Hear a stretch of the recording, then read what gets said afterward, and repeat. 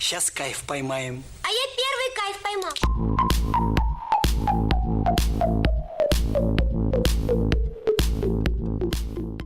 What is up, peeps? Dnzy here, and I'm dropping shit. Anyway, Dnzy here for my intro to my music channel.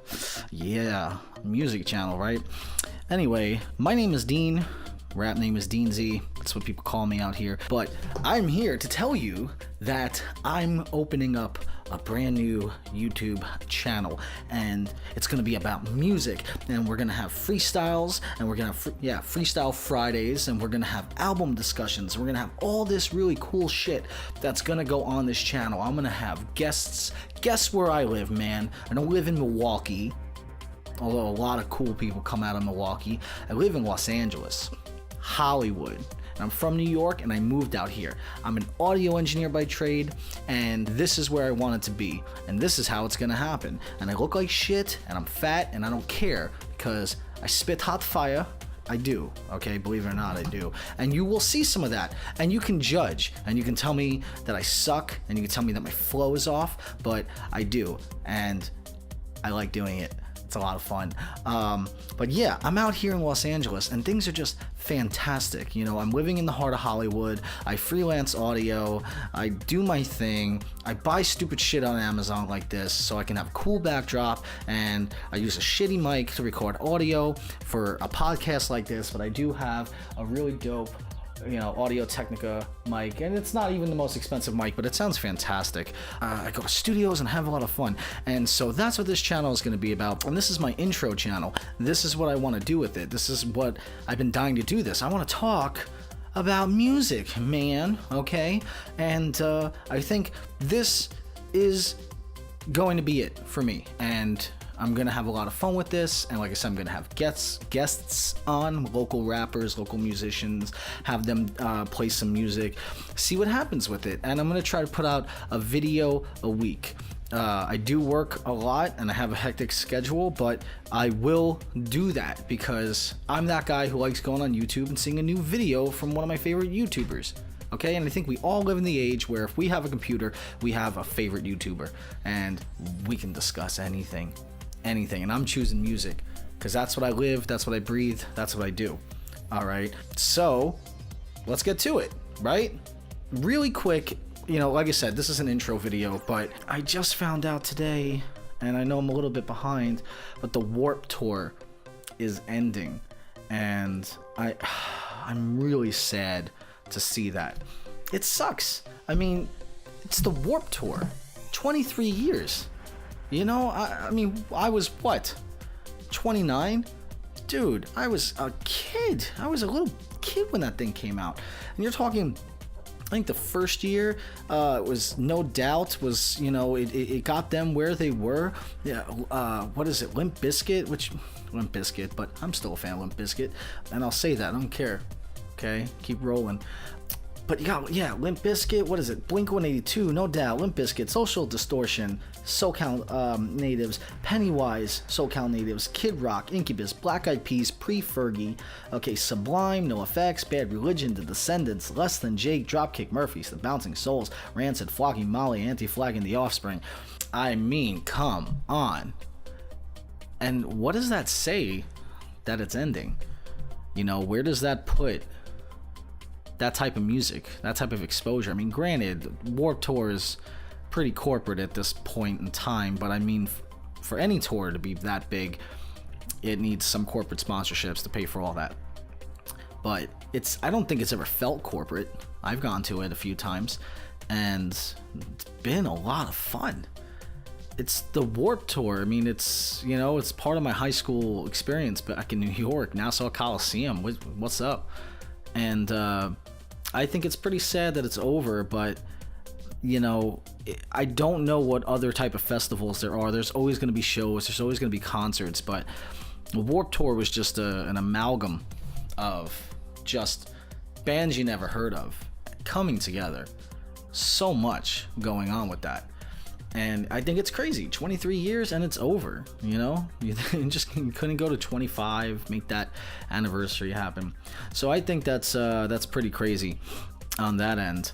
And yeah, that's it for that. I mean, I'm trying to keep up with, music news, and pretty much the only thing going on right now, Mel Tillis died today. Damn. Yeah, country star. You had Eminem. See, the thing with me, guys, it's expected. I'm chubby, I'm fat, white, suburban, raised, and I'm an Eminem fan. But to be honest, I'm not a fan of his because of the way some of his fan base grew up, is that it gave them a voice, but it was more personal considering me and him somewhat had the same kind of childhood. Drugs, just a lot of bad stuff when I was a kid, and I got through it. I have other great family, not a rich family by any means, but I have great family, and they're successful. It's just, nobody in my family owns a yacht or a mansion or anything like that. Just, your average middle class family who works hard, provides, pays for college, stuff like that. And that's what solidifies me and him together. And I found this music at a really low point in my childhood, and it really spoke to me. It was like, oh crap, he went through what I'm going through. And I think I was 11 when I found this album, and it was crazy, and it was dark, and it was twisted, it was saying the most messed up stuff, and it was funny, and it was telling stories, and that's why I listened to it. That was pretty dope. But he's supposed to be coming out with a new album soon. Everyone thought he was going to announce it before or during Saturday Night Live, and he didn't. He went into Stan, and then what other song did he go into? I forget when I was watching it. But yeah, he did Walk on Water, which to me, Walk on Water, it's a fantastic track. Now, it's not a track that you expected to be put out for a single, but it did get people talking. It's more for his fan base. It's one of those songs that really touches on how he's feeling. He's very self-aware of the limelight kind of closing out. It's like, why are certain musicians legends? Hendrix and Winehouse, and just, I'm not just going Hendrix to Winehouse. I'm just saying there's a bunch of, people in the 27-year-old club. There's a bunch of people dying before their time. Prince, I mean, when you die as a musician at the peak of your career, you're solidified. You're in the Music Hall of Fame for eons and eons. But Eminem's the type of guy where he came out on the other side from drug use and mental issues and problems, and he came out a better man. But what happens to the man? He's 45. He's gonna be rapping at 50. He's gonna be a 50-year-old white rapper. I mean, he's in great health, looks fantastic, but where does that put somebody? I'm not gonna touch on it's not a race thing, but when you take race into the account, it sounds weird, right? Dr. Dre, or I feel like any black rapper, and I've had this argument with other people. I feel like any black rapper, right? They come, like Jay-Z could put out an album at 55, and I feel like he'd still have that swag. And something about when you're young and you're a black child from poverty, coming from that, and you rap about that, and you put out your pain, and you really say some hard shit, and then you get successful. And you get really successful, and then maybe you get Jay-Z successful, where you can put out a song with Kanye rapping about the cars you got and the mansions and the bling and investments and all this like stuff, how you bought a piece of art for your child because it's going to double its value by you owning it and by being that piece of art that you bought, and then $2 million to go to $4 million, and $4 million to go to $8 million, and you're upset that you didn't invest into Dumbo in Brooklyn before it became Dumbo. I can't see. I just feel like that would be weird if a white guy did that. This is coming from a white guy. And again, it has nothing to do with race, but I feel like Eminem might be thinking these types of things. Like, what am I going to be saying in 5 years from now? He's 45. What's he going to be saying? And that's what I think that song was about, is how like people keep putting him, and he keeps doing it. He keeps doing it to himself. He keeps setting the bar, raising it higher and higher and higher, and now he's at the point where he feels he can't reach that bar. He said this in the song. Yeah, I get it. I totally get it. Stuff that I've been thinking about with him. You know, I've been a stan since day one. I can totally understand why he put out the song, and Beyonce killed it on there. You know, I think Dina Ray would have been pretty dope on there. He hasn't worked with her in a while. I believe she mentioned it, and I have to go back and read the article, but no, Beyonce killed it too, and I can understand her being on there because she's Beyonce status, and she's kind of going through the female version of the same thing.